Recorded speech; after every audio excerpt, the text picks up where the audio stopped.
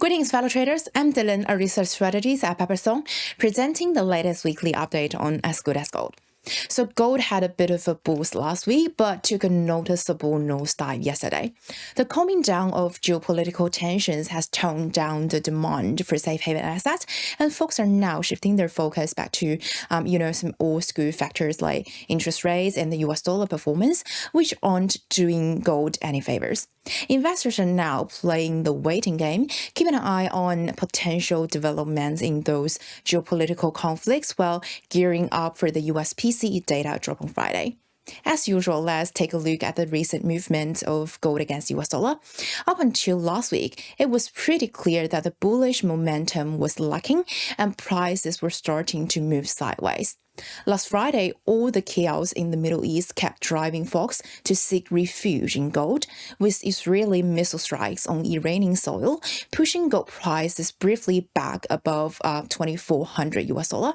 That strong surge that day also marked the fifth consecutive week of gold closing higher, which is the longest uptrend we've seen since January 2023.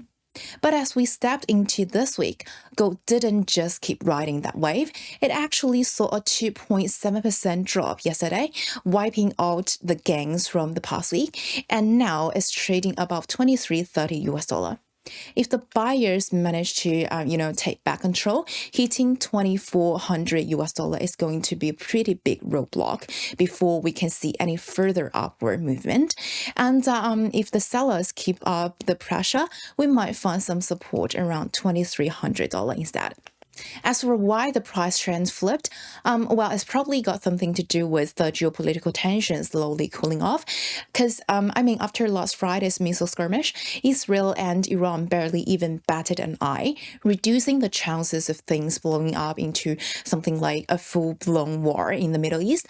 With the market's panic settling down, the rush for safe haven assets is not as urgent, and that's something left gold hanging. Meanwhile, everyone's now got their eyes on some more basic factors in the market, like the 2-year US Treasury yield getting close to 5%, the 10-year real yield sitting above 2.2%, and the US dollar keeping steady at 106 for the past week. As everyone starts to relax, the market also realizes that the current interest rate situation, as well as the Fed's conservative stance on rate cuts, are making holding on to gold in the short term feel less appealing. And even though gold's hitting a bit of a plateau or even sliding back a bit, I wouldn't say it's a market where folks are willing to go short as well. Even though it seems like geopolitical tension has simmered down for now, you never know when things might flare back up. And besides, with rate cuts instead of hikes being the Fed's next move, I reckon a little dip in gold prices won't mean much for its long-term upward trend. Plus, with huge central bank purchases as well as the potential safe haven demand getting a boost from the worsening US debt issues thanks to those delayed rate cuts, gold's got some solid support for the climb.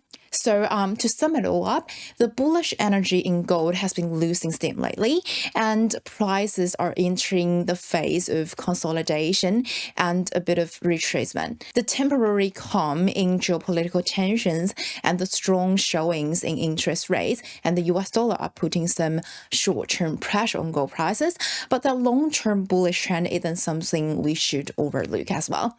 With the US March PCE data about to hit the scene, things might get a bit wild in the precious metal market this week.